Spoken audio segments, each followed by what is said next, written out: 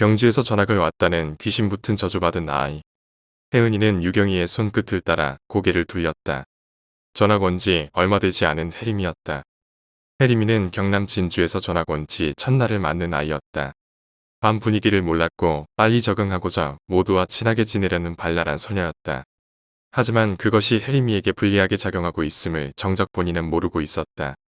이 반에는 그 누구도 말을 걸어서는 안 되는 아이가 있었다. 누구도 옆에 가려고 하지 않는 아이. 가끔씩 지나가다 툭툭 때려도 좋은 아이. 이른바 왕따인 선영이가 바로 혜림이의 짝이었다. 물론 혜림이가 그런 것을 알 리가 없었다. 다만 새로운 짝과 친하게 지내고 싶을 뿐이어서 선영이에게 여러 말을 시키며 다가가고 있었다. 후 아직 뭘 모르는 거지. 선영이 전현이 말을 안 한 게 더 기분 나빠. 그런가? 맞아, 선영이가 먼저 말을 해줘야지. 뻔뻔하게 가만히 있네. 선영이는 불안한 표정으로 혜림이와 살짝살짝 대화를 나누고 있었다. 감히 저게 입 있다고 말을 한단 말이지. 성희대중 3학년 7반. 나하고 얘기하면 안 돼. 선영이는 반 애들의 눈치를 살피며 간신히 입술을 떼내었다. 무슨 소리야? 나하고 얘기하면 너도 힘들어져. 말을 하는 선영이의 입술이 가늘게 떨렸다. 그런 선영이의 머리에 지나가던 누군가가 침을 뱉었다. 혜림이는 눈이 동그래져 그 아이를 올려다보았다. 무슨 짓이야? 혜은이었다. 혜은이는 옆 분단 맨 뒷줄에 앉는 덩치 크고 힘이 센 아이였다. 야, 김선영. 기분 나쁘냐? 혜은이는 자신의 침이 엉겨붙은 선영의 머리칼을 훑었다. 선영의 몸이 가늘게 떨렸다. 아니, 그렇지. 얘 괜찮다는데. 혜은이는 혜림이를 거만하게 내려다보며 말했다. 하다. 그러면서 혜은이는 침이 묻은 자신의 손을 선영이 앞에 내밀었다. 선영이는 익숙한 일인 듯 혜은의 손가락에 입을 가져갔다. 하지마. 그런 선영이의 어깨를 혜림이가 잡아당겼다. 야, 예림. 혜은이 혜림의 명찰을 보며 이름을 불렀다. 외치는 듯한 말투였다. 너도 같이 당하고 싶어? 그래. 어디 한번 해봐. 당하는 게 뭔데? 비겁하게 여러 명이 한 사람 따 시키는 거. 혜림이도 앙칼지게 소리치며 자리에서 일어났다. 야, 이혜림 너 생각 잘하는 게 좋아. 혜림의 등 뒤에서 누군가 비아냥댔다. 혜은이와 같이 붙어 다니는 유경이었다. 옆에는 역시 같이 다니는 성희, 미경이, 현정이가 삐딱한 자세로 혜림을 바라보고 있었다. 날 싸고 돌면 너도 똑같이 당해. 선영이가 혜림이의 치맛자락을 당겼다. 하지만 혜림이의 기세도 등등했다. 내가 그러니까 당하고 사는 거야. 혜은이가 가소롭다는 듯이 말했다. 야, 이혜림. 너 오늘 나 뭐. 좋아, 얼마든지. 하지만 조건이 있어. 뭐? 선영이 건드리지 마. 오늘 하루는 그렇게 하지. 오늘은 자유야. 내일부터는 너 하는 거 봐서. 그래. 혜은이는 이죽거리며 자기 자리로 돌아갔다. 혜림이도 돌아가는 아이들을 보며 자리에 앉았다. 나 때문에 그럴 거 없어. 너도 힘들어져. 선영이가 애원하듯 혜림이한테 말했다. 이 바보야. 내 짝이 그러고 사는데 어떻게 가만히 있니? 걱정 마. 다 잘 될 거야. 그런 선영이를 바라보며 혜림이는 웃음을 지었다. 그 웃음을 보는 선영이의 마음이 아려왔다. 이제까지 자신에게 이런 친구는 없었다. 중학교 입학했을 때부터 지금까지 줄곧 자신은 왕따였다. 이혜림 넌 정말 내 친구가 될 수 있는 거니? 금방 돌아설 거라면 나한테 희망을 주진 마. 선영이는 눈으로 그렇게 말하며 혜림이를 바라보았다. 점심시간, 선영이는 모처럼 제대로 된 식사를 할 수 있었다. 단 하루 혜은이께서 허락받은 자유였다. 오늘은 누구도 선영이의 밥에 침을 뱉지도 않았고 반찬을 바닥에 떨어뜨린 후 신발로 짓밟고선 주워 먹으라고 하지도 않았다. 그리고 바로 옆에는 아무렇지도 않은 듯 도시락을 열어 같이 반찬을 나눠 먹는 친구가 있었다. 선영이에겐 이 모든 것이 꿈만 같았다. 행복했을까? 선영이의 입가에 미소가 어리기 시작했다. 저 연 좀 봐. 웃어. 내일부턴 더 밝아지지. 아예 쌍으로. 혜은이가 비웃으며 말했다. 선영아, 이 학교는 진도가 좀 빨라서 그런데 내가 이것 좀 가르쳐 줄래? 아까 수학 시간에 무슨 소린지. 점심을 다 먹은 혜림이 선영이 앞에 수학책을 펼쳤다. 응? 이거. 선영은 수학책을 잡자마자 신들린 듯 문제를 풀어나갔다. 해림은 신기한 듯 선영을 바라보았다. 너 공부 잘하는구나. 아니야. 내가 할 일이 이런 거밖에 없잖아. 선영이가 수줍게 말했다. 어우 깍쟁이. 겸손한 척하는 거지. 깍쟁이 여우야. 자기도 모르게 선영의 목소리가 크게 울려 나왔다. 선영은 흠칫 놀라 자기 입을 손으로 막았다. 반 아이 모두가 어이없다는 표정으로 선영이를 바라보고 있었다. 우리 매점 가자. 과자 사 먹자. 응? 혜림이 금방기가 죽어버린 선영이의 소매를 끌었다. 아니 괜찮아. 가자. 혜림이는 잡아 끌듯이 선영이를 데리고 매점으로 갔다. 매점에서 캔 음료와 과자를 사들고 마주 앉았다. 언제부터 그런 거야? 아니 그냥. 아휴 답답해. 내가 그러고 다니니까 만만하게 보이는 거야. 응. 야. 김선영. 응? 너 정말 이럴 거야? 혜림이의 표정이 심상치 않았다. 선영이는 불안감을 느꼈다. 왜? 아직 캔 뚜껑 안 땄잖아. 내가 사주는 거 먹기 싫다는 거야? 지금. 어느새 혜림이의 얼굴엔 웃음이 되살아나 있었다. 선영이도 어색하게 웃으며 캔 뚜껑을 땄다. 자신감을 가져, 자신감을. 외사촌 오빠가 그러는데 뭘 하던지 자신감을 가지랬어. 외사촌 오빠. 외삼촌 아들, 이 근처에 살아. 나한텐 좋은 친척이지만 사실은 좀 양아치야. 응. 난 외동이야. 기억 많이 받았겠다. 그렇지? 응. 집에서만 그런데 투정 부리고 어리광 부리는 게 다른 애들한테는 밉보였나 봐. 말도 안 돼. 나도 외동인데. 정말. 그럼. 그러니 친구. 아까도 말했지만 자신감을 가져. 혜림이 마치 아버지나 선생님처럼 선영의 어깨를 툭툭 도닥였다. 그런 혜림을 선영이 물끄러미 바라보았다. 너 정말 내 친구니? 당연하지. 선영은 시선을 돌리며 중얼거렸다. 하지만 곧 떠날 거야. 어쩔 수 없겠지. 그래도 좋아 난 지금 이 순간만으로도. 바보야. 그런 소린 왜 하니? 나도 전학 와서 친구 없어서 심심하고 너도 별로 친구 없는 것 같고 우리 친해질 거야. 아주 오랫동안 영원히. 선영은 고개를 저었다. 모르겠어. 사실 난 너도 성희처럼 그럴까봐 무서워. 성희. 아까 애들 중에 한 명이야. 1학년 때부터 아니 초등학교부터 난 왕따였어. 응. 중학교에 올라와서도 소문이 퍼져 왕따 신세를 면치 못했었지. 그때 성희가 친구로 나타난 거야. 어찌 된 셈인지 성희는 아무도 안 건드리더라고. 그랬는데 난 성희에게 속마음을 털어놓기 시작했어. 이런저런 이야기들. 그런데 알고 봤더니 성희는 일부러 친구인 것처럼 내게 접근한 거였어. 나한테 좌절과 배신감 무력함을 느끼게 하기 위해서 아이들이 서로 짜고 선영이는 눈물을 훔쳤다. 내가 성희에게 털어놓은 말들이 아이들의 입을 통해 고스란히 내게 뒤돌아왔어. 물론 욕과 함께 그리고 진짜 친구라고 믿었던 아이가 어느 날 갑자기 돌변해선 선영은 말을 잇지 못했다. 생각할수록 서러운 모양이었다. 하지만 곧 선영이는 눈물을 닦아내고 억지 웃음을 지었다. 하지만 괜찮아. 날 속이기 위한 것이었지만 그래도 그땐 참 행복했었어. 난 성희 미워 안 해. 진짜야. 혜림이는 그런 선영이를 물끄러미 바라보았다. 혜림. 아 진짜야. 나 성희 미워 안 해. 성희한테 말아마. 선영아. 혜림은 겁에 질린 선영이를 보며 미소를 지었다. 아무것도 걱정하지 마. 난 진짜 내 친구야. 방과 후 혜은이, 유경이, 성희, 현정이, 미경이는 혜림과 함께 학교 뒷산 공터로 올라갔다. 선영이도 걱정이 돼 구경 가려는 반 애들과 함께 이들을 따라 나섰다. 소문은 전교로 퍼져 결전을 보려고 모여든 아이들이 상당수였다. 야, 굴어. 혜은이 비아냥대듯 말했다. 하지만 역시 혜림은 눈 하나 깜짝하지 않았다. 내가 왜? 이년이 진짜 너 진짜 죽는다. 참나. 그 말하려고 이소란이야. 어디 한번 죽여보시지 그래. 그때 어딘가에서 시익하고 돌덩이 하나가 나라와 혜림의 머리를 맞췄다. 말 잘했다.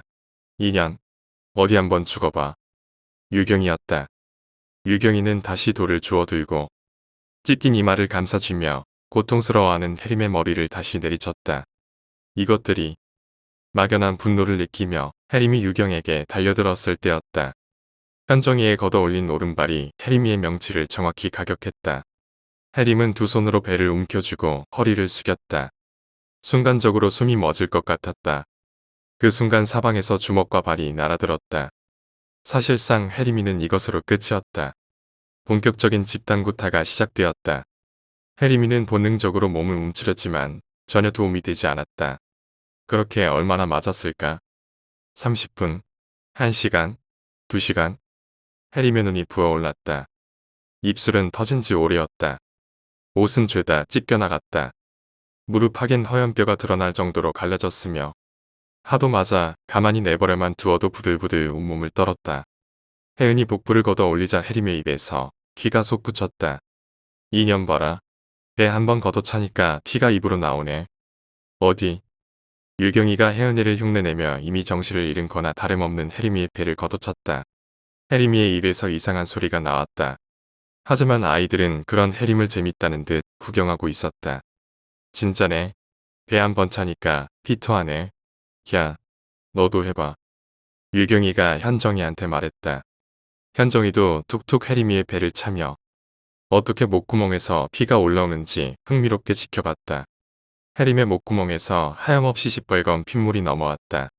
그런 혜림의 배를 이번에는 성희가 걷어찼다. 사람의 목소리라고 할 수 없는 소리가 혜림의 목에서 나오고 있었다. 시발년 시끄럽네. 그런 혜림의 목을 혜연이 밟았다. 혜림은 바닥을 뒹굴며 고통에 몸부림쳤다. 부어오른 눈두덩이에서 찔끔찔끔 피가 새어나왔다. 아주 죽여준다 했지? 혜은이 그런 혜림의 얼굴에 침을 뱉었다. 혜림은 이미 죽은 듯이 바닥에 늘어져 있었다. 야, 가위 가져와. 혜은이 소리치자 현정이가 가방 안에서 재봉 가위를 꺼내 들었다. 아주 작사를 내주시. 혜은은 거침없이 가위로 혜림의 교복을 찢어 벗기기 시작했다. 16살의 미성숙한 혜림의 조망만한 가슴이 이내 드러났다. 혼찌레 같은 년. 혜은은 재봉 가위를 혜림의 왼쪽 가슴에 대었다. 그러더니 고민 없이 혜림의 왼쪽 유두를 싹둑 잘라내었다.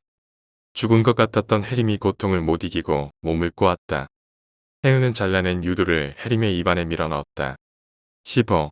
씹어서 삼키라고. 혜림은 몸부림쳤다.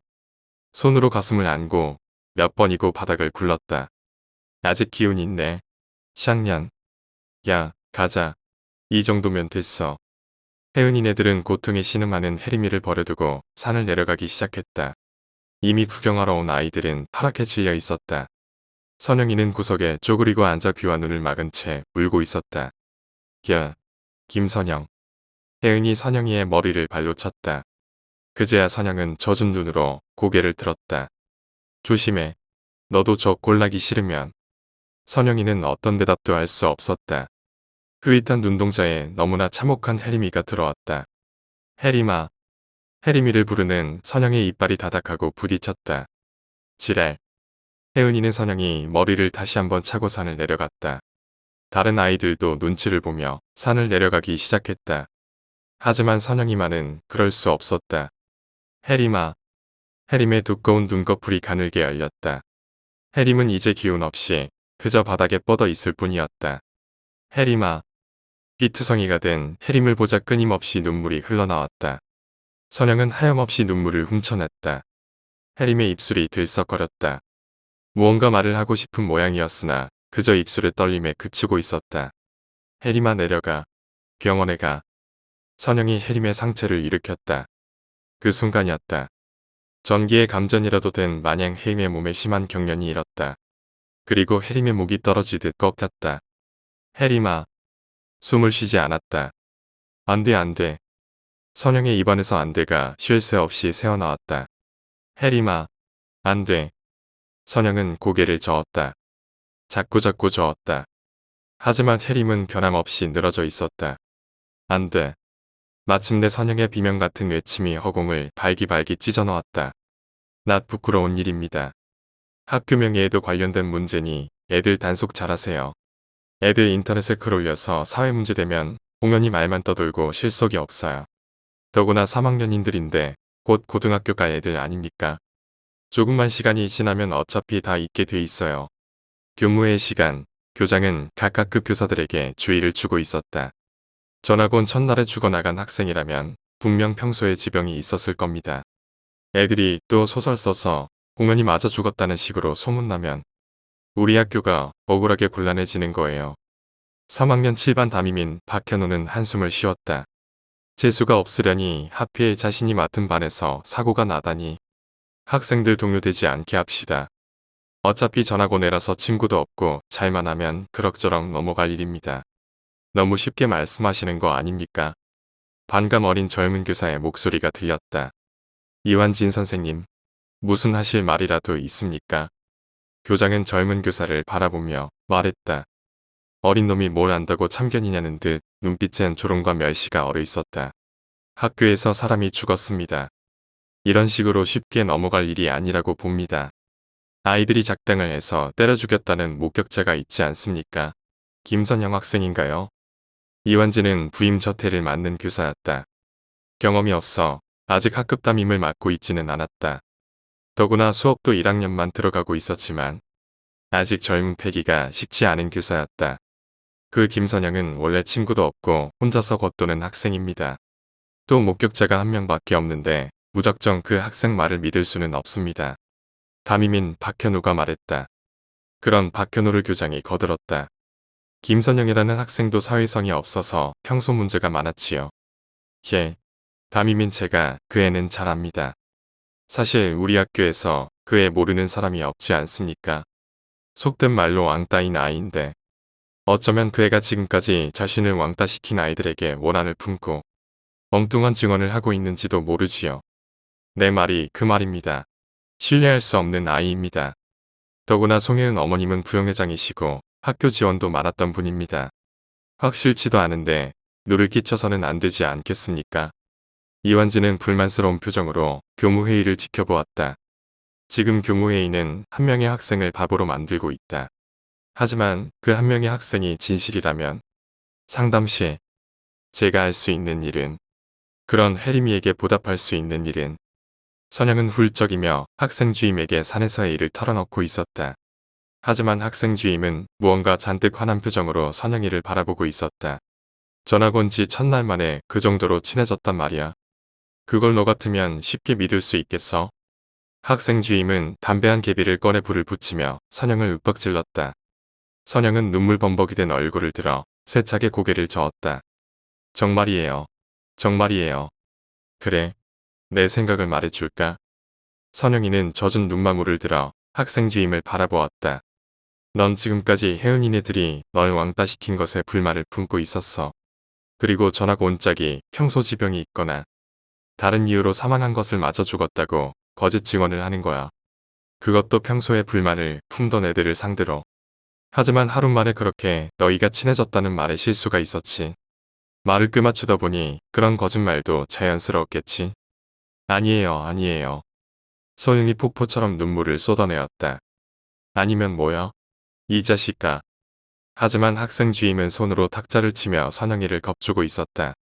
내가 학교에서 3년 동안 어떤 애였는지는 세상이 다 알아. 그래, 혜은이가 좀 심하게 군 건 사실이겠지. 그렇다고 해서 이런 식으로 거짓말을 해서 어쩌겠다는 거요? 왜 제 말을 안 믿으세요? 왜? 억울했다. 왜 안 믿어주실까? 당연한 거 아니냐? 배질이라도 시켜줘. 혜은이하고 같은 말을 하는 애들은 수십 명인데 너하고 같은 말을 하는 애는 아무도 없어. 이런 상황에서 널 믿으란 거야. 하지만 정말이에요. 제가 진짜라고요. 전 하루 만에 선영은 더 이상 말을 잇지 못하고 울먹였다. 하루 만에 친구에게 모든 걸 다 줄 정도로 친구가 그리워요. 하루 만에 친구가 될 정도로 친구에 굶주렸어요. 나한텐 빨리 친해지는 게 이상한 게 아니라고요. 선영은 마음속 깊이 울부짖고 있었다. 하지만 꺽꺽 올라오는 울음이 선영에게서 모든 말을 앗아가고 있었다. 내가 아무리 그래봐야 소용없어. 정말 대질이라도 시켜야 정신을 차리겠냐? 학생 주임은 차가운 눈빛으로 선영을 비웃듯 보았다. 3학년 7반. 재수가 없으려니 바로 돼지냐? 혜은이는 같이 해림을 팼던 유경이, 성희, 이경이, 현정이와 뒷줄 구석에 앉아 입을 맞추고 있었다. 하지만 미경이는 일말의 가책을 느끼는 듯 침통한 표정이었다. 야, 어차피 일 난 거야. 우리가 반성한다고 해서 죽은 애가 살아날 것도 아니고 괜히 우리 비볼 필요 없잖아. 혜은은 여전히 당당했다. 미경이 입을 열었다. 하지만 진짜로 죽었어. 정말로 사람을 죽였다고. 야, 이년아. 우리가 패서 죽였다는 증거 있어. 원래 죽을 병에 걸려 있었을지도 몰라. 또 애들끼리 가끔씩 싸우는 거야 흔한 일인데. 그 정도 때린 게 죽을 정도나 돼. 야, 여러 말할 필요 없어. 입 닫으면 넘어갈 일인데 우리가 미쳤냐? 무조건 우리는 모르는 일이야. 무조건 알겠어. 지금 공식적인 목격자가 김선영 혼자뿐이라고. 얘 편 아무도 없어. 이대로 밀고 나가면 돼. 알겠어.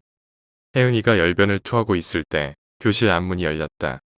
선영이었다. 얼마나 울었는지 눈이 퉁퉁 부어 있었다. 하지만 그 부어오른 눈두덩이 아래서 빛나는 눈빛은 나약한 선영에게서 지금껏 볼 수 없었던 증오를 품고 있었다. 너희들. 선영이 반 전체를 둘러보며 증오와 슬픔이 가득한 목소리로 말했다. 너무해.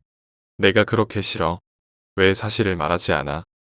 혜은이 가소롭다는 듯 외쳤다. 인연이 말도 못하던 게 아주 눈깔 꼴치고 뭐하는 거야? 난 너희들이 싫어 정말 싫어. 저게 진짜?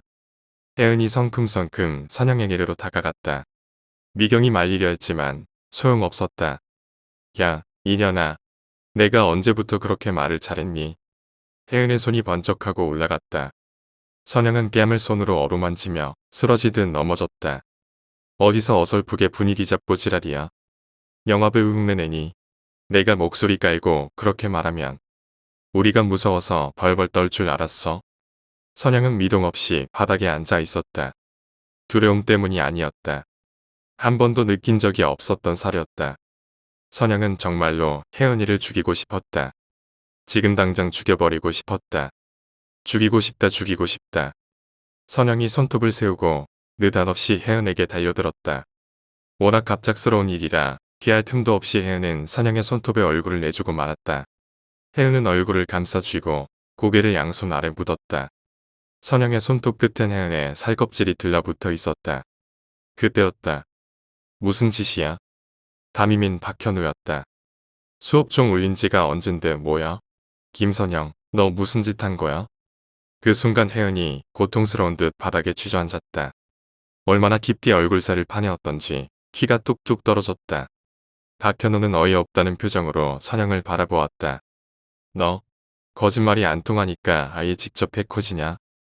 왜? 이번에도 혜은이가 널 때려 죽이려고 했다고 해봐.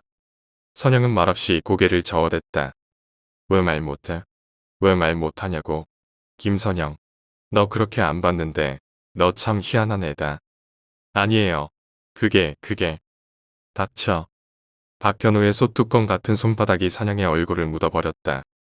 선영은 붉게 물든 햄자국을 손안에 감싸고 엎어졌다. 짭짜름한 피맛도 느껴졌다. 입술이 터진 모양이었다. 병원. 아이고 혜림아 아이고. 혜림의 어머니는 이틀째 오열이었다. 그러다 기절하고 깨면 또 오열하는 것이 전부였다. 우리 딸 아이고. 나는 이렇게 못 산다 나도 데리고 가라. 혜림아 저승길에 나도 데리고 가라 혜림아. 아내의 오열을 지켜보던 혜림이 아버지도 분통을 터뜨렸다. 학생이 죽었는데 선생이라는 사람들은 코빼기도 안 비치고 이게 무슨 경우야. 타지에서 죽은 어린 목숨이었다. 참으로 쓸쓸한 딸의 저승길이었다. 생각하자니 학교 측에 섭섭함이 밀려들었다. 학교 상담실. 학생 주임은 선영에게 펜과 종이 묶음을 내어 밀었다. 앞으로 2주 동안 반성문 써. 공연이 확실히 알지도 못하면서 친구들을 모함했다고. 혜림이하고는 친하지도 않았고 어떻게 죽었는지는 모르는 일이라고 정직하게 써. 선영은 고개를 숙인 채 아무 말도 하지 않았다. 불현듯 지금까지 밟혀왔던 선영의 가슴 속에서 분노가 피어올랐다. 선영은 손을 뻗어 펜을 잡고 종이를 집어들었다. 반성문. 선영은 꾹꾹 그렇게 눌러 썼다. 매일 몇 페이지 내용 다르게 하루에 100장씩이다. A4 용지 빈칸 없이 꼬박꼬박 채워. 학생 주임은 그렇게 말하고 상담실을 나갔다. 선영의 아랫입술이 가늘게 떨려왔다. 영안실에 혜림의 외사촌인 태영이 찾아왔다. 부모 속 썩이는 문제아였으나 혜림이 죽었다는 소리에 달려오는 길이었다. 어떻게 된 거예요? 짧은 머리끝을 붉게 물들인 태영은 한때 동네 폭주족을 이끌던 리더였다. 지금은 고등학교를 중퇴하고 뒤늦게 맘을 잡아 검정고시를 준비하는 20살의 청년이었다. 아이고, 태영아. 태영을 보자 혜림의 어머니는 또 서름이 복받치는 듯했다. 태영의 옷자락을 붙잡고 그저 끝모를 슬픔을 토해 내일 따름이었다. 대체 어떻게 된 거예요? 동네 양아치들한테 당했다고 하던데 목격자도 없다면서요? 울부짖는 어머니를 대신해 혜림의 아버지가 태영에게 침통한 목소리로 말했다. 그러니까 억울해서 어떡하냐? 학교 학생들은 전부 모르는 일이라고 그러고 전학 첫날에 이게 무슨 일인지 이 동네 양아치들은 내가 다 알아요. 이럴 짓을 할 만한 애들은 없는데. 그러게 말이다. 세상에 누가 잘나서 사람을 때려 죽인단 말이냐. 혜림 아버지의 눈에도 눈물이 고였다. 태영은 중얼거리듯 욕을 내뱉었다. 자신은 날건달로 지냈지만 이종사촌인 혜림이에게만은 잘해주었었다. 지금 영정을 대하고 보니 혜림 어머니처럼 퍼질러서 우는 것도 갑갑했다. 시발 새끼들. 어디 누군지 걸리기만 해봐. 사시미로 아랫배기름을 발라낼 테니. 태영은 아랫입술을 깨물며 혜림의 영혼에 분향했다. 상담실엔 선영이 또박또박 글씨 쓰는 소리만 나고 있었다. 반성문. 제가 반성을 해야 할 것이 있다면 하루 만에 혜림이와 친구가 된 것입니다. 혜림이한테 너무 미안합니다. 나 같은 거 보지만 않았어도 주위에서는 말합니다. 어떻게 하루 만에 친구가 되냐고. 하지만 난 그 정도로 친구가 그립습니다. 이해 못하실 겁니다. 누구도요. 혜림이를 죽인 애들은 너무나 당당합니다. 혜림이는 정치도 알 수 없는 불황한테 죽었다고요? 그런데 내가 공연히 누명을 씌우는 거라고요? 혜은이한테 그동안 당했던 걸 이 기회에 안 갚음하려는 거라고요? 이젠 억울하단 말하지 않겠습니다. 믿어달라고도 않겠습니다. 애원하지도 않겠습니다. 당신들도 똑같으니까요. 이제 혼자이므로 그 애들을 벌할 겁니다. 당신들이 할 수 없다면 나 혼자서요. 내 하나뿐이었던 친구를 위해서 뭐든지 할 겁니다.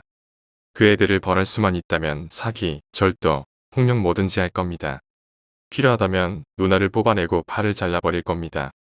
필요하다면 살인도 서슴지 않겠습니다. 뭐든지 하겠습니다. 뭐든지. 참 무서운 학교군요. 이래서 애들 학교에 보내겠어요. 혜은이 어머님 고정하시고.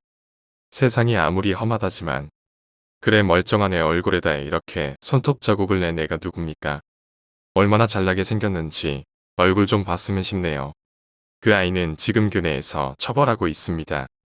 곱게 키운 딸아이 어디 이런 학교에 보내겠어요? 애 얼굴을 보세요. 얼굴을. 얼마나 표독스럽게 손톱으로 긁어냈는지 우리 애가 얼마나 놀랐겠습니까? 요즘 애들 참 무섭네 무서워. 혜은이 어머니가 학교에 왔다. 학부모회장인데다 막강한 배경을 가진 집의 안주인이었다. 학교 측에선 이 여인의 비위를 맞출 필요가 있었다. 태영은 오랜만에 아이들을 소집했다. 심상치 않은 분위기를 풍기는 태영을 바라보는 아이들은 다소 긴장한 듯 보였다. 성희려중에 관한 정보 있는 놈 손들어. 아이들은 서로 눈치를 볼 뿐이었다. 내가 아주 인생 종칠 생각하고 결단 낼 일이 있어. 정보 없어. 태영은 허리춤에서 나이프를 꺼내 들었다. 누구라도 걸리면 찔러버리겠다는 듯 휘두르는 칼끝에서 휙휙 바람소리가 났다. 저기. 뒤로. 전학 온 애 한 명이 학교 뒷사나 죽었다던데 그 얘기 말입니까? 그 얘기다. 들은 소리 있어? 잘은 모르겠는데요. 형. 같은 학교 애들이 때려 죽였다고 하던데요. 순간 태영의 인상이 일그러졌다. 뭐야? 그런 소리 못 들었는데. 다들 모른 채 하나 봐요. 확실히 같은 학교 애들이야. 옆구역의 은수나 민혁이 패거리들 아니고. 공공연한 비밀인거려. 태영은 입을 다물고 빠르게 머리를 회전시켰다. 이런 씨발. 너희들 성희려중 마칠 때 아무 년이나 잡아채서 내 앞으로 끌고 와. 그 학교 교복만 입고 있으면 무조건 데리고 와. 알겠어? 그런데 너무 늦었는데요. 길 가다가 아무나 잡아와. 아이들이 대답하고 난 후 해산했다. 태영은 그 자리에 주저앉아 담배를 입에 물었다. 호적 초본에 잉크도 안 마른 애새끼들이란 말이야. 도대체 왜? PC방. 하루 종일 자리에 앉아 반성문을 작성했던 선영은 늦은 저녁 시간에 인터넷을 검색하고 있었다. 순간순간 낮에 있었던 일들이 머릿속을 스쳐갔다. 멀쩡하게 생겼네. 아이고. 혜은이 어머니랑 분이 학교에 와서 동물원에 원숭이 보듯 자신을 훑어보고 간 게 생각났다. 이 아이 퇴학시켜야 되는 거 아니에요? 무서워서 우리의 학교에 보낼 수가 있나? 선영은 고개를 저었다. 혜은이 어머니의 영상이 머릿속에서 지워져 갔다.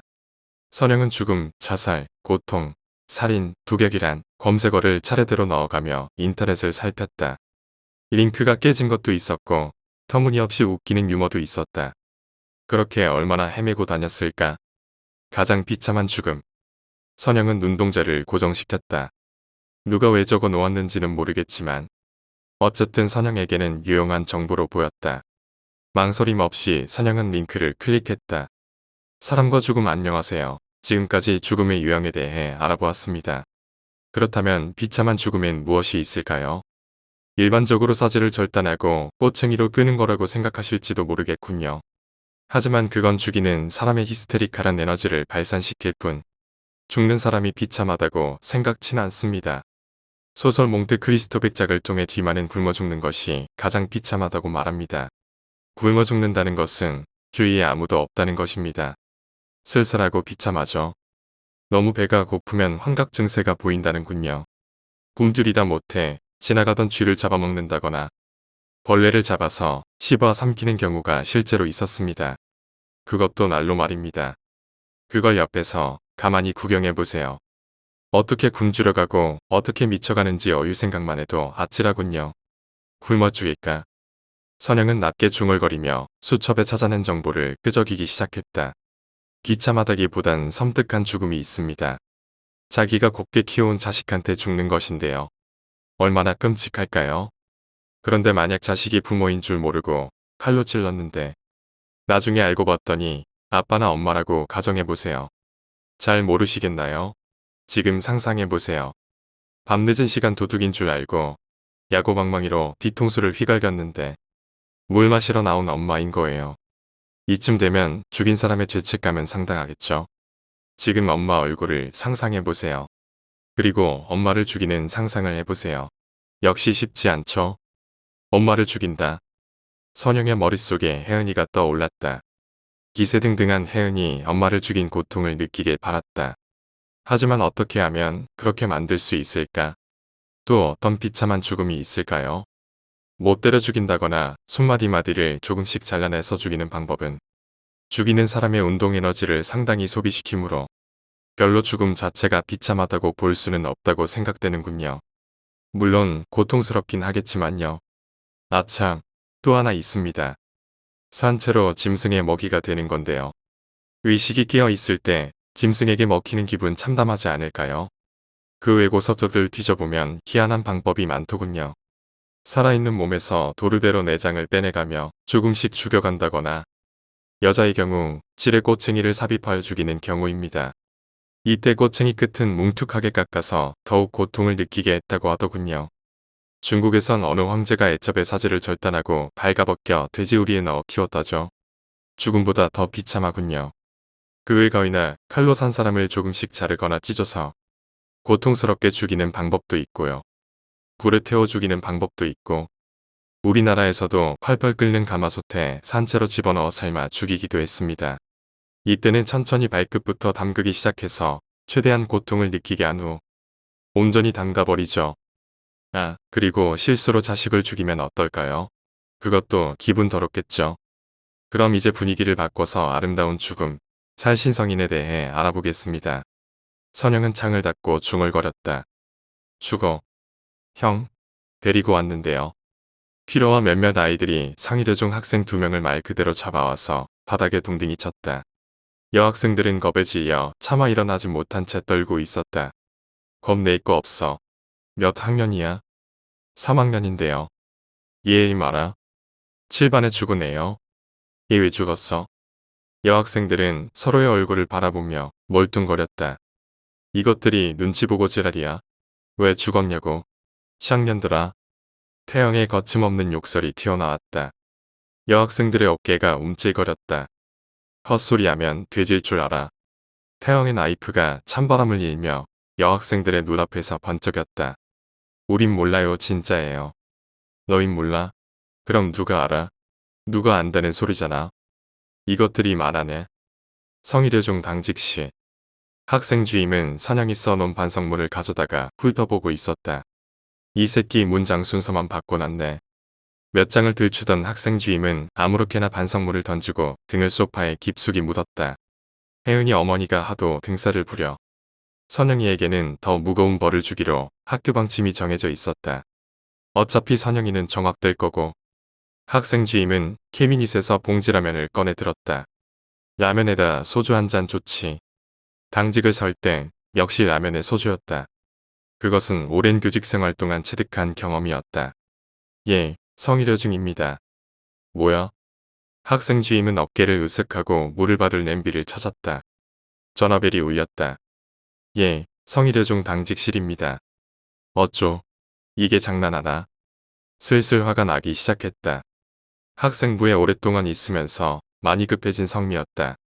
더구나 이런 식의 전화는 평소 학생부에 불만을 품은 교내 학생이 자신이 당직임을 알고 걸리려고 하는 것이란 것도 알고 있었다.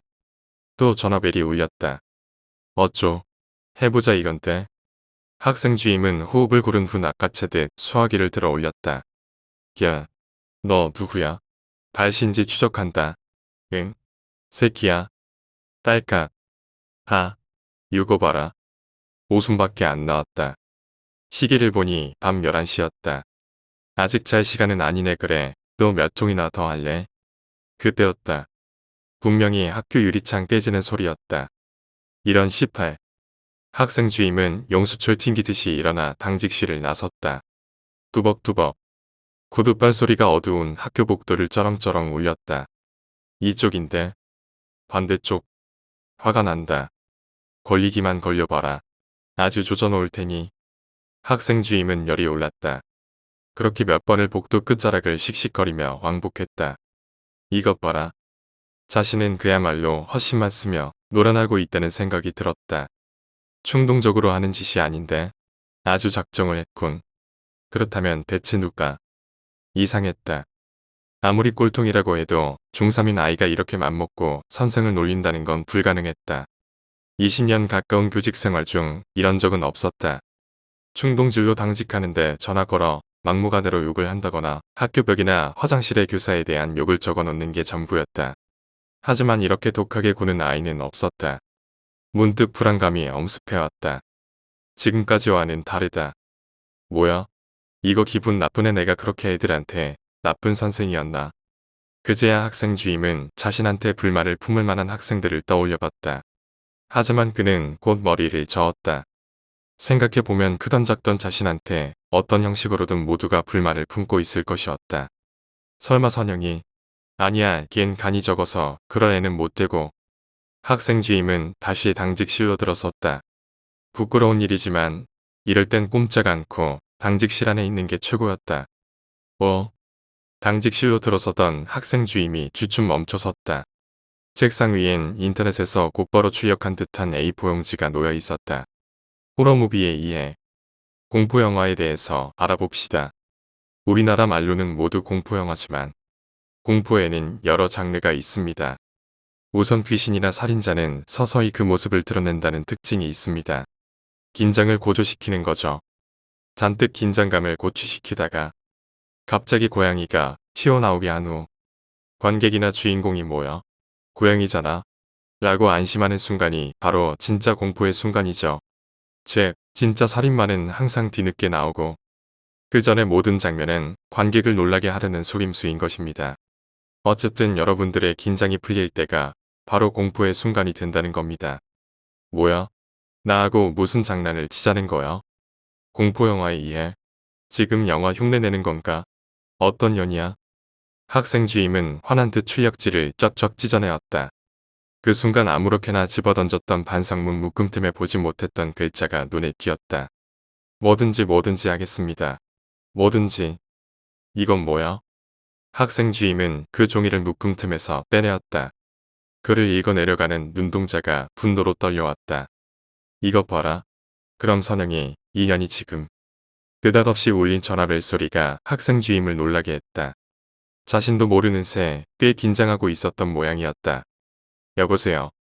야, 너 누구야? 죽고 싶어? 딸깍. 미친. 순간이었다. 어디서 뜨거운 것이 학생 주임의 머리에 쏟아졌다. 앗, 뜨거워. 펄펄 끓는 물이었다. 펄펄 끓는 물은 순식간에 학생 주임의 얼굴에 송골송골 수포를 만들며 살가죽을 벗겨내었다. 학생 주임은 요동을 치며 바닥에 쓰러졌다. 본능적인 움직임이 공기에 노출된 뜨거운 수분을 식혔지만 불에 굽는 오징어가 말려 올라가듯 얼굴에서 벗겨져 나가는 살껍질은 가속도를 붙이고 있었다. 얼굴을 감싸 쥔 손가락 틈으로 선영이가 보였다. 너, 라면을 끓이려고 찾던 냄비가 선영의 양손에 들려 있었다. 복도에서 시간을 허비하는 동안 물을 받아 끓였던 모양이었다. 선영은 반쯤 남은 냄비에 물을 허둥대는 학생 주임의 얼굴에 다시 뿌렸다. 얼굴을 감싸쥐고 있던 손등이 벌겋게 달아오르며 부풀어 올랐다. 이 개같은 년이. 선영은 엎어져 당황과 굴욕감으로 버둥거리는 학생 주임 앞으로 다가갔다. 그리고 천천히 손을 내뻗어 부풀어 오른 학생 주임의 손등에 자신의 손톱을 갖다 대었다. 단벌에 혜은의 얼굴을 파내었던 손톱이었다. 선영의 손이 학생 주임의 살껍질을 찢어내었다. 인체도감에서나 보던 붉은 혈관과 근육이 하얀 뼈에 얽힌 채 드러났다. 선영은 학생 주임의 얼굴살도 거침없이 손으로 찢어내었다. 부풀어 올랐던 살껍질은 이내 선영의 손에 들려졌다. 띠리링. 아오, 이 시간에 누구야? 휴대폰 소리였다. 혜은은 탁상 시계를 보며 몸을 일으켰다. 시계는 12시가 넘어 있었다. 막 자려던 참이었던 혜은으로선 반가운 전화일이 없었다. 여보세요? 혜은은 느닷없이 터져나오는 남자의 비명소리에 놀라 휴대폰을 귀에서 떼내었다. 뭐야? 혜은은 천천히 귀를 휴대폰에 가져갔다. 남자의 비명소리는 계속되었다. 하지만 왠지 거리감이 느껴졌다. 이거 카세트로 녹음시켜 놓은 거 아냐? 그런 생각이 들자 혜은이에겐 자신감이 생겼다. 야, 너 누구야? 무슨 장난이야? 딸깍. 뭐야? 이거. 다음 날. 성희의 책상 위엔 커다란 포장 상자가 놓여 있었다. 그걸 먼저 본 혜은이 성희 책상으로 다가갔다. 이거 뭐야? 일본 끝엔 작은 메모지가 달려 있었다. 해림의 영혼으로부터. 놀고 있네. 혜은이 코웃음을 치는데 성희가 막 교실 문을 열고 들어왔다. 야, 성희야. 선물이다. 성희도 메모지를 보더니 코웃음을 쳤다. 뭐야? 기분 나쁘게 누가 장난치는 거야? 기분 나쁠게 뭐가 있어? 열어봐. 뭐지? 야, 근데 학생 주임 어제 당직 서다 도망간 거 아냐? 그 인간 원래 당직만 서면 술 마시고 그러잖아. 성희가 곱게 메어놓은 매듭을 풀며 말했다. 왜 그러는지 몰라? 그래 놓고 우리한테는 맨날. 성희는 더 이상 말을 이을 수 없었다. 성희의 어깨가 흔들렸다. 혜은이도 손으로 입을 가렸다. 분명했다. 상자 안에 든 건 학생 주임의 잘린 목이었다. 형상 굽게 얼굴살을 뜯어내긴 했지만 학생 주임이 틀림없었다. 뭐야? 성희의 눈에 무언가가 들어왔다. 이마에 칼로 흠집을 내어 새겨넣은 글자였다. 넌 이렇게 죽을 거야. 혜림이가. 성희의 몸이 서서히 떨려오고 있었다. 마침내 성희는 목에서 길고 긴 비명을 토해내었다. 학교 운동장에 경찰차가 들어왔다. 경찰차와 함께 들어온 시커먼 지프형 승용차엔 정부 마크가 찍혀 있었다. 아이들은 동요했고 수업은 되지 않았다. 학교 측에선 학생들을 귀가시켜야 할지 말아야 할지 우엉좌엉할 뿐이었다. 직업교사 48세, 체중 74, 키 173의 남자. 당직 근무 중 살해당해 목은 3학년 이성이에게 선물로. 몸체는 학교 뒷산에 버려진 채로 발견. 검은 지프에서 내린 형사는 상황을 녹음하며 학교를 살폈다. 그렇게 분주한 형사를 운동장으로 내려온 교장이 맞았다. 손에 하얀 장갑을 낀 후배 김수민 형사도 장승익을 향해 다가왔다. 제가 이 학교 교장입니다. 예, 장승익 형사입니다. 아예. 학교 건물은 수업은 뒷전인 채 고개를 내밀고 바깥을 구경하는 아이들의 머리로 가득했다. 학생들을 귀가시켰으면 하는데 교장은 그런 아이들의 눈이 부담스러운 듯 진땀을 훔쳤다. 잠깐만요. 이성이란 학생은 필요합니다. 그 학생이 목을 선물 받았다죠. 예. 장승익은 고개를 끄덕이며 현장에 먼저 와 있던 후배 김수민을 돌아보았다. 사건 현장 보존했지? 예. 학교 뒷산에는 목 없는 시체가 굴러다니고 목은 어떤 학생한테 선물로 전해졌다는 거요. 예. 검시관은 오는 중이랍니다. 오케이. 접수. 장승익은 빠른 걸음으로 학교 건물 안으로 들어갔다. 침통한 표정의 교장이 그런 장승익을 맞아 사건 현장으로 안내했다. 3학년 7반. 아이들은 이미 옆반으로 자리를 옮긴 뒤였다. 가방 하나 책 한 권까지 말끔히 가져간 듯 방학 중의 빈 교실처럼 황량했다. 장승익은 성의 책상으로 성큼성큼 다가가 상자 안을 들여다보았다. 화상 같은데 끓는 물로 들이부은 것 같습니다. 일부 혈관은 익어버렸고요. 끓는 물이라. 당직교사. 예. 당직실로 가지. 아, 머리 들고 와. 교실을 쎄 굵어보던 장승익이 걸음을 옮겼다. 당직실은 깨끗이 정돈되어 있었다. 이거 원래 이렇게 깨끗했어? 장승익은 빠른 눈길로 주위의 환경을 주워 담았다. 가운데엔 난로가 있고 그 옆에는 작은 책상이 놓여 있었다. 책상 아래에는 양은 냄비가 덩그러니 자리를 잡고 있었다. 그리고 냄비 옆에는 봉지라면이 몇 개층을 이뤄 놓여 있었다. 이 정도 냄비면 라면 몇 개 끓일 것 같아? 글쎄요 3개까진 가능할 것 같은데요. 물만 끓여내면 꽤 되겠지? 글쎄요. 살인은 여기서 일어난 것 같은데. 장승익은 다시 한번 주위를 살폈다. 깨끗하게 마무리를 했지만 구석구석 튀긴 핏방울은 제거하지 못했어. 겨우 마는 장승익은 손가락으로 벽면 귀퉁이에 묻은 빨간 점을 손으로 훑어내었다. 말라비틀어진 핏자국이 땀에 절은 장승익의 손가락 끝에 흔적을 남겼다. 머리 가져와봐. 무언가 집중한 채 거침없이 수사를 펼쳐가는 장승익의 모습은 묘한 매력을 풍기고 있었다. 그는 받아든 상자를 거꾸로 들어 머리통을 책상에 떨구어내었다. 단면을 잘 보라고. 왜 정성 들여 잘라냈어? 죽은 걸 확인하고 드러났을 거야. 반듯하게 눕힌 상태에서 단면이 깨끗한 칼로 잘라냈겠지. 각도로 봐서는 오른손잡이. 그 힘은 많이 떨어져. 저도 여자가 아닌가 싶습니다. 보자. 목뼈에 걸렸을 땐 당황한 흔적이 나타나는 거 보니 어떻게 뼈를 잘라낼지 고민한 것 같군. 칼질이 거칠어지고 머리를 앞뒤로 흔들어 비틀어서 떼내려고 했고 잘라내는 데만 30분에서 1시간은 충분히 소요했을 것 같아. 장승익의 발걸음이 옮겨졌다. 그리고 좁은 당직실을 빙빙 돌며 손가락으로 머리를 툭툭 치기 시작했다. 무언가 생각을 정리할 때 버리신 듯 했다. 사망 추정 시간은 검시관이 와봐야 알겠지만 제 소견으로는 저녁 12시를 조금 넘어서일 듯합니다.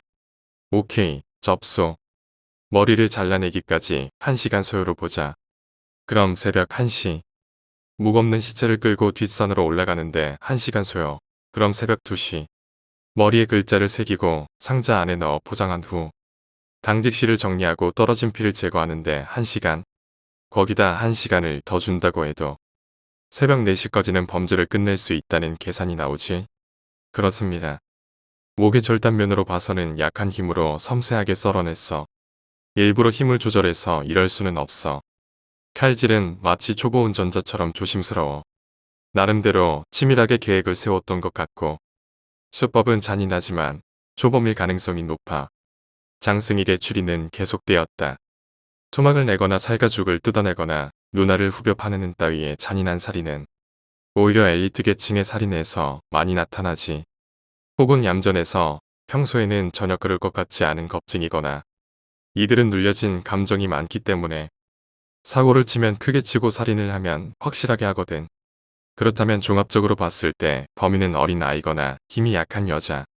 혼자서 중얼거리던 장승익은 갑자기 손가락을 딱 하고 튕겨내더니 김수민을 보았다. 산의 시체는 보존했습니다. 오케이. 가볼까? 더 생각할 것도 없다는 듯 장승익은 큰 걸음을 내디디며 당직실을 나섰다. 김수민이 얼른 앞장서며 산으로 향하는 길을 안내했다. 잠깐. 중턱쯤 올라가자 장승익이 걸음을 멈추었다. 여기에서 한번 쉬었군.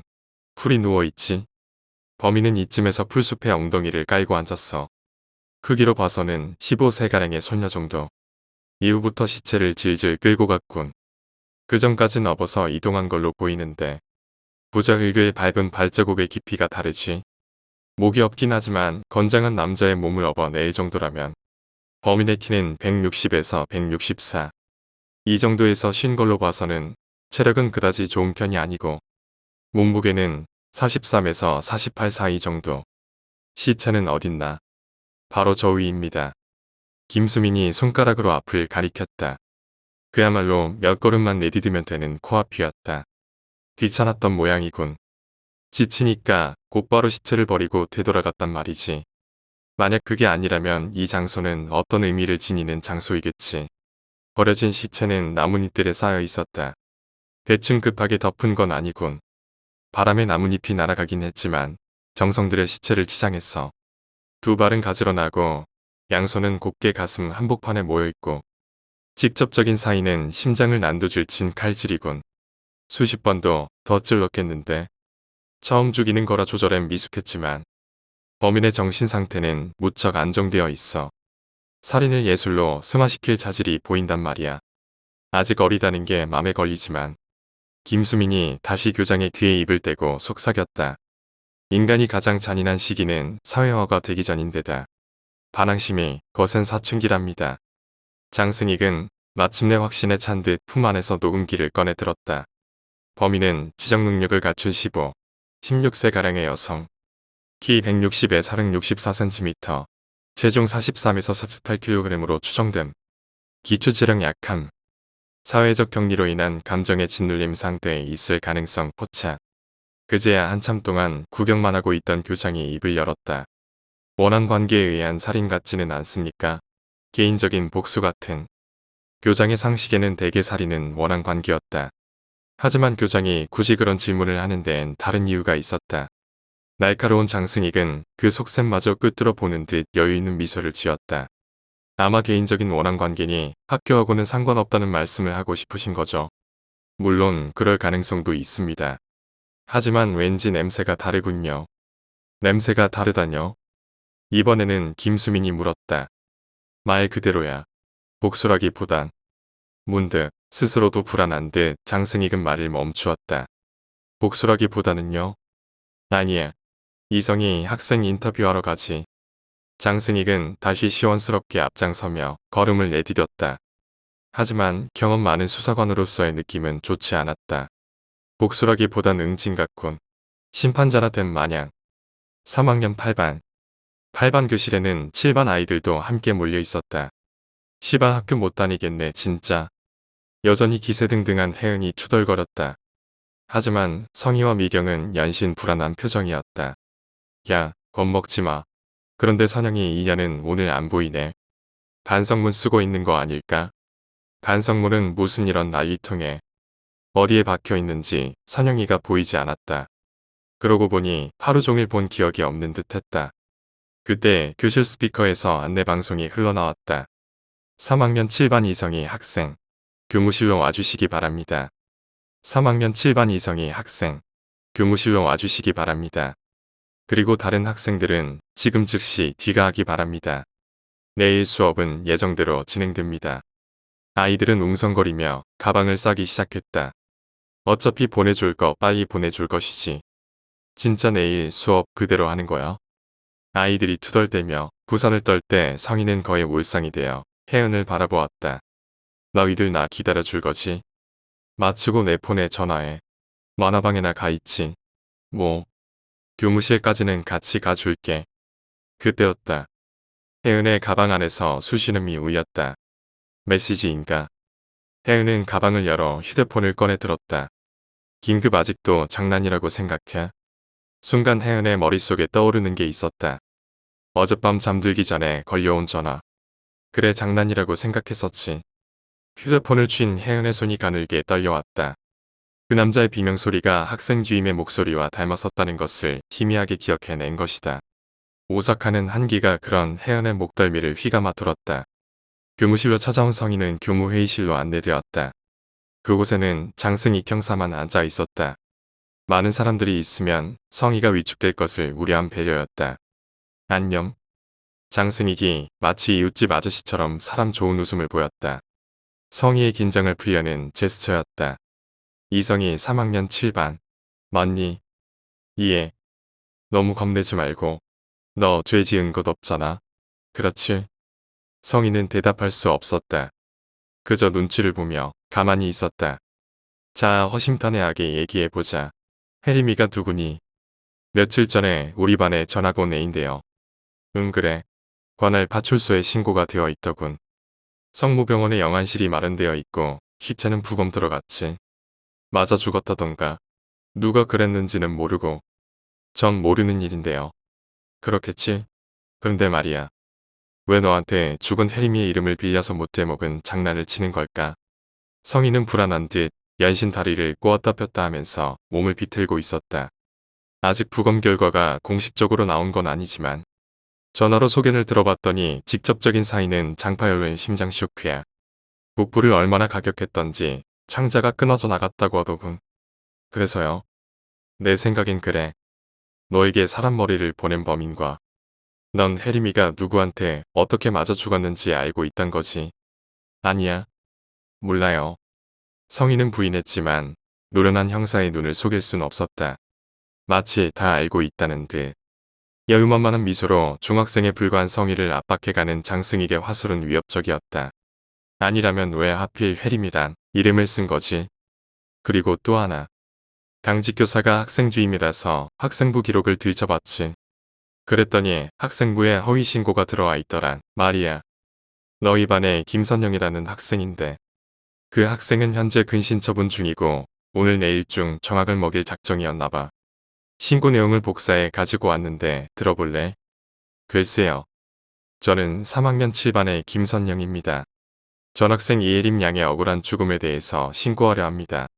바로 어제 같은 반인 송혜은, 김미경, 오현정, 김유경, 이성희 등 5명에 의해 방과 후 집단 폭행당하여 그 자리에서 숨졌습니다.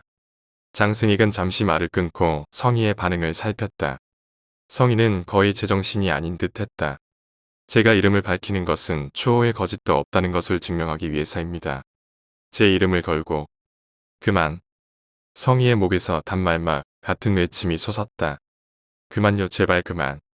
선영이는 거짓말쟁이 취급을 받고 허위신고로 처벌을 받는 중이었어. 하지만 내 생각에는 선영이의 신고가 진짜 같단 말이야. 정의감이 투철한 아이인지 혜림이와 너무 친한 건지는 잘 모르겠지만 말이야. 어쨌든 이번 사건은 선영이만 체포하면 쉽게 종결될 수 있어. 성희는 시뻘겋게 달아오른 얼굴을 숙인 채 가만히 있었다. 무릎 위로 눈물이 떨어져 내렸다. 우린 널 지켜주려는 거야. 너도 죽인다고 협박하지 않았니? 혜림이를 죽인 게 너희들 맞니? 성희는 갑자기 책상에 엎드렸다. 죽이려고 했던 건 아니었어요. 그럴 생각은. 오케이. 접수. 장승익은 더 들을 거 없다는 듯이 자리에서 일어나 밖으로 나왔다. 성희는 어깨를 들썩이며 펑펑 울기 시작했다.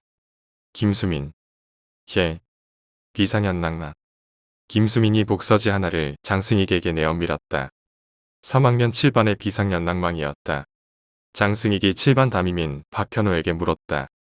이건 반 학생들이 모두 가지고 있는 겁니까? 예. 학기 초에 작성하고 방학 전에도 작성합니다. 한 사람당 하나씩 다 가지고 있지요. 김선영도 휴대폰을 들고 있네요. 요즘 애들 삐삐도 안 가지고 다녀요. 죄다 휴대폰이지. 내 오히려 잘된 일인지도 모르죠. 장승익이 김수민에게 턱을 내밀며 말했다. 예. 여기 김선영의 통화 내역입니다. 오케이. 어젯밤에 학교 당직실로 전화를 수차례 했구먼. 그리고 자정이 넘어서는 같은 반의 송혜은에게 전화를 걸었군. 장승익은 박백스에서 뽑은 통화 내역과 비상연락망을 번갈아 보며 말했다. 이 정도면 확실하군. 이번 사건의 제목을 붙이자면 선영이의 복수극쯤 되려나. 현재 김선영 양 핸드폰은 수신 거부되어 있습니다. 전화를 받지 않는다는 거지. 집엔 어제 학교 간 이후로 소식이 없다는데요. 관내 파출소에 가출 신고되어 있습니다. 그렇다면 배터리가 떨어질 수도 있겠군. 오케이. 중3짜리가 뭘 하겠나. 돈이 있어봐야 얼마나 있을 거야? 곧 추서망에 잡힐 거야.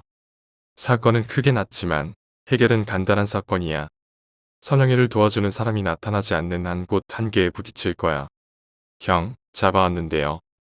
태영이 앞에 피로가 여학생 한 명을 내팽겨 쳤다. 선영이었다. 아침에 등교할 때 잡으려고 했는데 학교에서 밖으로 나오더라고요. 선영은 눈을 치켜뜬 채 태영을 바라보았다. 태영은 말없이 선영의 교복 윗돌이 가슴 포켓에 손을 넣어 명찰을 빼보았다. 아마도 피로도 이런 식으로 선영이를 확인했을 것이었다. 3학년 7반 27번 김선영. 3학년 7반 27번. 제법 눈깔 꼴치네. 듣던 거하곤 다르잖아. 완전히 왕 따라서 말도 잘 못한다고 하지 않았냐? 어제 애들이 그랬습니다. 태영은 선영의 주위를 빙빙 돌며 아래 위를 훑어보았다. 옷은 왜 이렇게 더러워? 이거 피하냐? 이거 완전 사이코네. 온몸에 피칠갑을 해가지고 돌아다니려고 했단 말이야. 선영의 날카로운 눈빛이 태영의 눈동자에 박혔다. 그 눈빛은 누구라도 잡아 삼킬 듯 했다. 야야, 눈에 힘 풀어. 너 해코지 하려는 거 아니니까. 혜림이 내 동생이야. 혜림이 때려 죽인 애들이 누군지만 알면 돼. 내가 확실히 안다던데. 동생. 나한텐 좋은 친척이지만 사실은 좀 양아치야. 혜림의 목소리가 귓가에 맴돌았다. 누군지만 말해. 나 인생 종칠 작정하고 애새끼들 선지피로 발라 죽일 셈이니까. 선영은 그런 태영을 물끄러미 바라보았다. 학교. 김선영에 대한 수배 전단 뿌려. 그리고 이예림 살해에 대한 자백을 받았으니까 집단 구타한 5 학생 연행하고. 아까 어디서 기다린다고 했지? 만화방에요. 성인은 간신히 대답했다. 이미 장승익의 지시를 받고 전화를 걸어 아이들을 한 곳에 모아놓은 후였다. 한편 기세등등한 장승익을 바라보던 교장이 난감한 표정을 지으며 어딘가로 전화를 걸었다.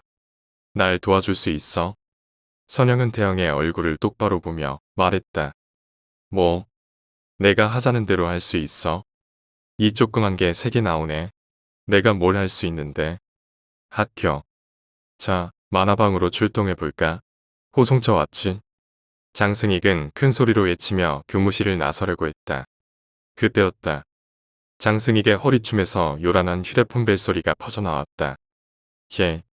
나요. 아, 예. 무슨 일이십니까? 당신 지금 뭐하고 있는 거요? 예. 당신 송재호가 누군지 알고나 있어. 송재호요? 시의원 말입니까? 지금은 시의원이지만 그 사람 맨파워가 어느 정도인지 알고 있잖소. 무슨 말씀하시는 겁니까? 그 사람 딸이 성혜은 양이요. 폭행치사 혐의로 집어넣는다며? 그건 여러 말 말아요. 당장 중지해요. 일자리 잃고 싶지 않거든. 상대는 일방적인 이야기만을 하더니 전화를 끊어버렸다. 장승익은 가슴속에서 모멸감을 느꼈다. 뭉청이들. 그러면 오히려 위험에 노출시키는 거야. 이 바보들아.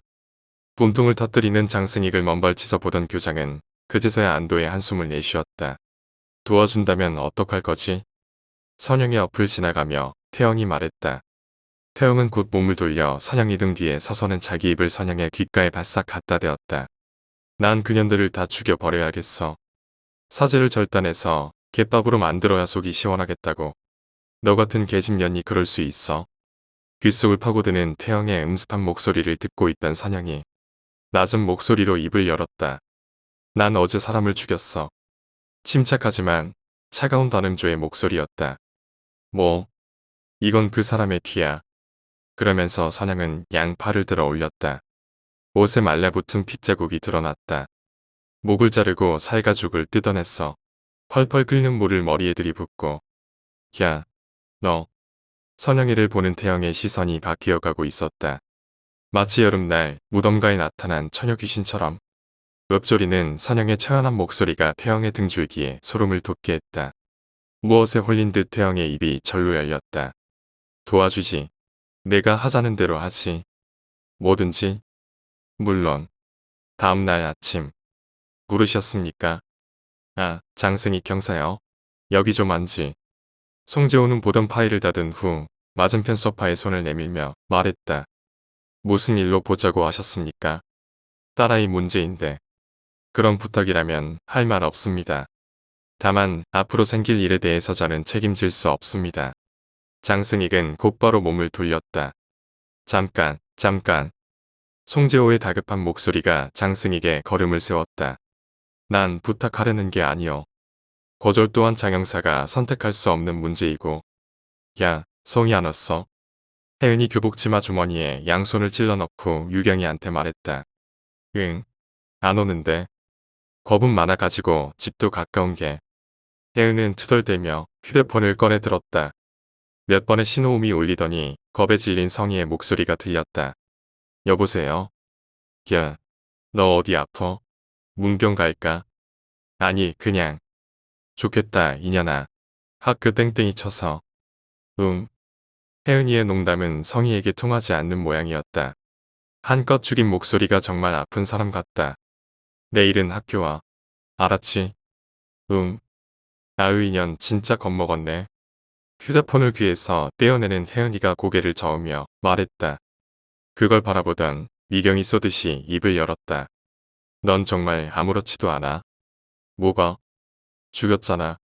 미경의 목소리가 커졌다. 미경이는 일이 터진 후부터 어느 정도 양심의 가책을 느끼던 아이였다. 야, 조용히 말해. 다 들어. 현정이 미경의 옆구리를 손가락으로 찔렀다. 하지만 미경은 멈추지 않았다. 어차피 애들 다 아는 거 아냐? 그냥 쉬쉬하고 있는 거지. 송혜은, 너 정말 너무 독한 거 아니니? 내가 독하다니. 듣자 하니 혜은이 기분도 상한다. 야, 김미경. 네가 그런다고 죽은 애가 살아 돌아와? 내가 이러는 게 나 하나 잘 되려고 이러는 거야? 산 사람은 살아야 될 거 아냐? 관도. 김선영만 잡으면 된다잖아. 뭐가 불만이야? 관두자니까. 학교 앞에 경찰 깔린 거 못 봤어? 선영이만 잡으면 끝이야. 아무것도 아니라고. 제발 관두자고. 좀. 마침내 신경질적인 미경이의 의침이 터졌다. 혜은은 그제서야 입을 다물었지만 내심 못마땅한 듯 그런 미경이를 쏘아보았다. 여기가 우리 아지트다. 건설회사 부도나서 거의 다 지어놓고 공사 중단된 곳이야. 태영이 짓다만 건물로 선영이를 데리고 왔다. 인적은 드문 곳이었다. 청소년 수련회와 야영장으로 가꿀 곳이었다. 갈 곳이 없으면 여기서 지내. 침낭 속에 들어가 자면 새벽 찬 이슬도 피할 수 있어. 선영은 그저 말없이 주위를 살펴볼 뿐이었다. 전화는? 내 휴대폰 써. 자. 선영은 고개를 흔들었다. 필요 없어. 그건. 송재호는 장승익을 조롱하듯 바라보았다. 장영사 목 떨어지게 하는 것 정도는 나한텐 아무것도 아니지, 아마. 실로 그렇게 말하는 송재호의 입꼬리가 살짝 올라갔다. 지금 협박하는 겁니까? 말하자면 협박이랄 수도 있겠군요. 유력한 용의자가 김선영이라는 학생이라던데. 수사경과는 함부로 밝힐 수 없습니다. 너무 야박하게 그러지 마시오. 나도 귀가 있는데 뻔한 소리 아니오. 유력한 용의자는 범인이 아니라 단지 용의자일 뿐입니다. 송재호는 앞으로 내었던 상체를 소파 등받이에 깊이 묻었다. 어쨌든 누가 범인이든지 내 딸아이가 위험한 건 사실이지요. 따님뿐 아니라 따님 친구들까지입니다. 현 상황으로선 범인은 이혜림을 살해하는데 가담한 5아이들을 노리고 있다고 보여지니까요. 말 조심하시오. 누가 누구를 죽였다는 거요? 자백받았습니다. 오히려 시의원님께 제가 수사협조를 요청하고 싶군요. 지금 아이들을 좌우분방하게 내버려 두는 것이 더 위험합니다. 차라리 입건하는 게 신변 안전을 도모하는 길입니다. 자백을 강요했겠지. 내 딸은 절대 그런 적 없다고 했어요. 장영사도 5학생 모두에게 들은 것도 아니지 않소. 그렇습니다. 그럼 그 얘긴 됐소. 어쨌든 내 아이가 웬 미친년 때문에 위험한 모양인데 장영사가 등하굣길에 경호 좀 사야겠어요. 뭐라고요? 범행 용의자로부터 다음 위험 대상을 보호하는 일이잖소. 놀랄 필요가 있나?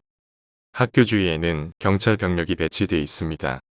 그래도 혜은 양의 신변이 걱정되시면 사설경 비업체를 고용하시죠. 장승익의 삐딱한 말투에 송재호는 싱긋 웃었다.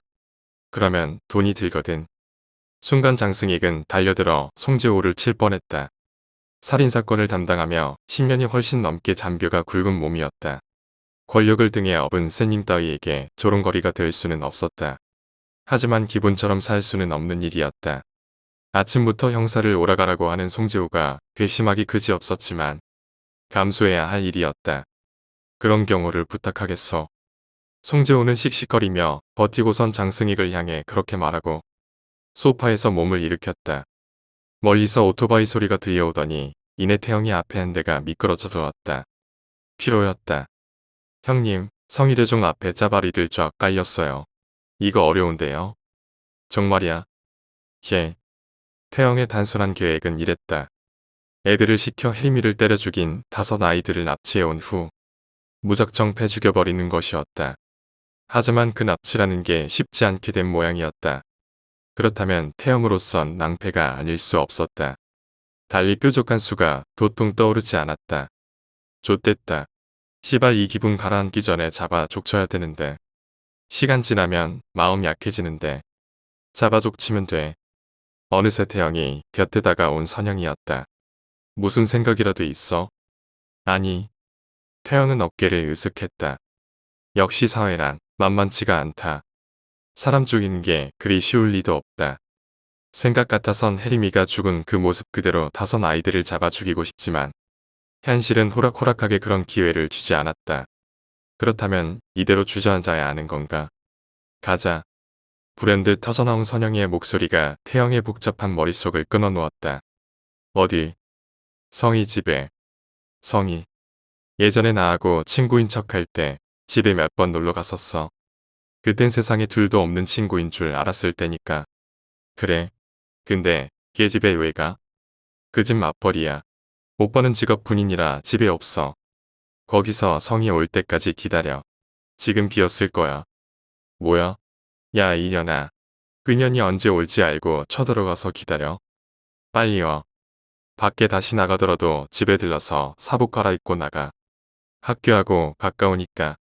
가끔 혜연이 같은 애들도 놀러 가곤 해. 그래. 운 좋으면 인연들 다 잡아챌 수 있겠군. 선영은 고개를 끄덕였다. 오케이, 그럼 가야지. 확실히 지금 집 빈 거야? 확실해. 됐다. 피로 넌 여기 있어. 둘이 갔다 올 테니. 예. 사실 피로는 선영이와 태영이가 정확히 무얼 하려는지 잘 모르고 있었다. 그저 태영이 시키는 대로 할 뿐이었다. 태영은 오토바이의 시동을 걸었다. 오랜만에 듣는 시동음이었다. 태영은 가쁜 숨을 몰아 쉬었다. 평생 잊지 못할 하루가 될 것이다. 선영이 보는 앞에서 담대한 척 나섰지만 사실 제정신이 아니었다. 그러고 보니 차가운 시선으로 머리가 으깨진 성희를 내려다보고 있는 선영이 두려워진다. 502호에 살고 있는 주부는 아무리 생각해도 이상해 고개를 갸웃거렸다. 이제 막 결혼한 신혼으로 반상회에 가면 새댁이라 불리는 여자였다. 501호는 맞벌이인데다 부부가 모두 늦게 귀가하고 중학교 다니는 딸에는 별로 사귐성이 없어서 거의 무관심한 집이었다. 하지만 도저히 무관심할 수 없는 일어나고 있었다. 다소 물 새는 소리가 오래간다 싶었지만 얼마나 물이 넘쳐오르는지 아예 현관문 밖으로 새어나온 지도 한참이 지난 것이다. 안에 누구 없어요? 더 이상 참을 수 없었던 새댁은 501호 현관을 손으로 두드리기 시작했다. 안에 누구 없어요? 여보세요? 벨도 눌러보고 주먹으로 치기도 했다. 하지만 501호는 조용했다. 아무도 없나? 새댁은 용기를 내어 현관문 손잡이를 잡았다. 손잡이가 돌아갔다. 문이 열렸네. 남의 집에 함부로 들어가서는 안 되겠지만 이럴 경우는 할 수 없었다. 들어가서 대체 어디서 흘러내리는지는 모르겠지만 이 쉴 새 없는 물소리를 멈추어야 했다. 아침부터 12시가 넘은 지금까지 거의 2시간 반 동안 나는 물소리였다. 새댁은 현관문을 활짝 열고 501호 안으로 들어서려고 했다. 그 순간 새댁은 손으로 입을 막고 얼어붙은 듯 그 자리에 서고 말았다. 충격이 비명마저 앗아가 버렸다. 성일여중 점심시간. 송혜은, 수희 아저씨였다. 7반 교실로 다가온 수희가 교실 밖에서 송혜은을 찾았다. 예. 여기 도시락. 도시락이요? 써왔는데. 수희가 내민 건 분명 도시락이었다. 하지만 혜은은 이미 도시락을 열고 현정이, 유경이와 밥을 먹고 있던 참이었다. 미경이는 화장실에서의 일 때문인지 밥 생각이 없는지 그냥 책상에 엎드려 있었다. 하여튼 받아라. 난 전해주면 그만이니까. 네. 수희가 건네준 도시락은 왠지 낯이 익었다. 이거 성희 거 아냐? 혜은이 자기 자리로 돌아와 유경이에게 말했다. 맞는 거 같은데. 뭐야? 열어봐. 혜은은 도시락 뚜껑을 열었다. 별다를 바 없는 도시락이었다. 반찬 칸에는 튀김 반찬이 있었고 소량의 쌀밥이 한 편을 차지하고 있었다. 뭐야? 그냥 도시락이네. 반찬이나 없애고 말지 뭐. 혜은은 별 생각 없이 튀김 반찬을 집어들며 말했다. 501호. 신고를 받고 달려온 장승익과 김수민은 5층 복도에서 발발거리며 기다리고 있던 새댁을 보았다. 아파트 안으로 경찰차 서너 대도 진입해 있었다. 형사 장승익입니다. 신고자십니까? 장승익은 새댁의 눈앞에 신분증을 내보였다. 새댁은 겁에 질린 눈으로 연신 고개를 끄덕였다. 진정하십시오. 신고하게 된 경위를 좀 말씀해 주십시오. 김수민이 새댁과 이야기하는 동안 장승익은 501호 현관문을 열어젖히고 안으로 들어섰다. 역한 피비린내가 코끝을 찔렀다. 살펴보니 싱크대 수도꼭지에 고무호스가 매달려 있었다. 물은 그곳에서 쉴 새 없이 흘러나오는 중이었다. 장승익은 싱크대로 걸음을 옮겼다. 철벽철벅. 한 걸음을 내디딜 때마다 바닥에겐 흥건한 물이 소리를 냈다. 그러고 보니 집안은 온통 물천지였다. 천장에도 벽에도 물을 흩뿌린 모양이었다. 거실 한가운데엔 머리가 으스러진 성희가 죽은 채 누워 있었고 그녀의 몸에서 흘러내린 피가 시냇물과 어울려 바닥에 고여 있었다. 장승익은 우선 카메라를 꺼내 사건 현장을 부지런히 찍어댔다. 가스레인지는 조금 전까지 사용한 듯 프라이팬에 식용유가 담긴 채 놓여 있었다. 더구나 옆에는 튀김가루와 전분 등이 보였다. 장승익은 육안 관찰을 마친 후 수도꼭지를 돌려 조심스레 물을 잠갔다. 심호흡을 하고 장승익은 머리가 부서진 성희 곁으로 다가갔다. 성희의 머리 옆에는 골프채가 나뒹굴고 있었다. 한눈에 봐도 골프채로 머리를 두들겼다는 것을 알 수 있었다. 성희의 주위는 특히 물에 스며든 핏빛 때문에 경계가 모호했다. 차렷자세로 누워있는 성희를 한동안 보고 있던 장승익은 성희의 손을 슬쩍 들어 올렸다. 물 흐르는 소리가 이렇게 기분 나쁘게 들린 적은 없었다. 야, 송혜은 송혜은. 혜은은 입안에 튀김을 넣고 끊어 먹으려고 연신 입을 놀리는 중이었다. 그런 혜은을 보고 있던 유경이 비명을 내지르듯 다급히 말했다. 튀김옷 아래에 숨어있던 재료가 보였던 것이다. 왜? 튀김을 담배처럼 입에 문 채 혜은이 말했다. 그거. 현정이도 무언가를 본 듯 안달하고 있었다. 혜은은 튀김을 빼내었다. 틀림없었다. 그것은 손가락이었다. 사람의 손가락이 혜은의 이빨 자국을 아는 채 튀김옷을 벗고 놓여 있었다. 현정이 다른 튀김을 젓가락으로 해치기 시작했다. 손가락. 모두가 손가락이었다. 혜은은 손으로 입을 막은 채 화장실로 달려갔다. 속이 뒤집힌 것이다. 서체는 15세의 이성희로 확인. 4차례의 두부 파손으로 사망된 걸로 추정. 사용 무기는 골프채 3번 아이언. 오른손가락 4개 절단. 왼손가락 5개 절단. 사망 추정 시간 오전 9시에서 9시 30분 사이. 장승익은 일단 그렇게 녹음을 한 후 다시 성희의 사체를 살폈다. 어떻습니까? 막 옆집 새댁과의 인터뷰를 마친 김수민이 들어섰다. 밖에는 이미 의경이 현관 앞에 경비를 서며 다른 사람들의 출입을 통제하고 있었고 수사 중 접근 금지라는 푯말도 내걸렸다. 글쎄라니요. 성이라면 선영이하고 관계가 있지 않을까 싶은데 조금 다르단 말이야. 다릅니까? 파손된 두개골로 봐서는 분명히 남자의 힘이야. 걔는 180은 좋게 되겠는걸. 몸무게는 최소 68 이상. 굉장히 거칠어. 단도직입적으로 무차별적으로 두들긴 거야. 그런데 선영이의 경고 메시지의 연장선상인지 단순한 강도살인인지 모르겠어. 분한품은 없는 것 같은데요. 그렇다면 선영이와 관련이 있다는 말이겠지. 안 좋은데. 누군가 제3의 인물이 적극적으로 선영이의 복수극에 참여하고 있다는 소리야. 분명히 이번 사건의 범인은 신체 건장한 남성이야. 그렇군요. 장승익은 손가락으로 머리를 툭툭 치기 시작했다. 생각을 정리할 때의 그만의 버릇이 다시 시작되고 있었다. 만약 이것이 선영이가 가담한 짓이라면 학교에 메시지가 전달되겠지. 학생 주임의 머리로 성희에게 메시지를 보냈던 것처럼. 학교에 알아볼까요? 직접 가야 돼. 넌 바로 학교로 가. 전화통화를 시도할 경우 사건을 은폐할 수도 있어.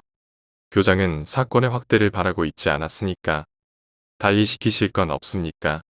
아마도 메시지는 이자인 손가락을 통해서 보냈겠지. 가스레인지 위에 프라이팬 튀김가루와 전분, 계란, 손가락을 튀겨냈군. 분명해. 성희의 손가락을 받은 사람이 다음 희생자가 될 거야. 그렇군요. 하지만 의외의 가능성은 있어. 제3자의 개입은 선영이 맘대로 할 수 없다는 뜻이기도 하니까. 사건을 일으킨 스타일로 봐서 둘의 성격은 무척 달라. 다르다는 건 서로의 단점을 보완하는 최고의 콤비가 될 수도 있지만 내분이 일어날 가능성도 있다는 소리지. 하지만 대체 누가 선영이와 손을 잡았는지 모르겠군.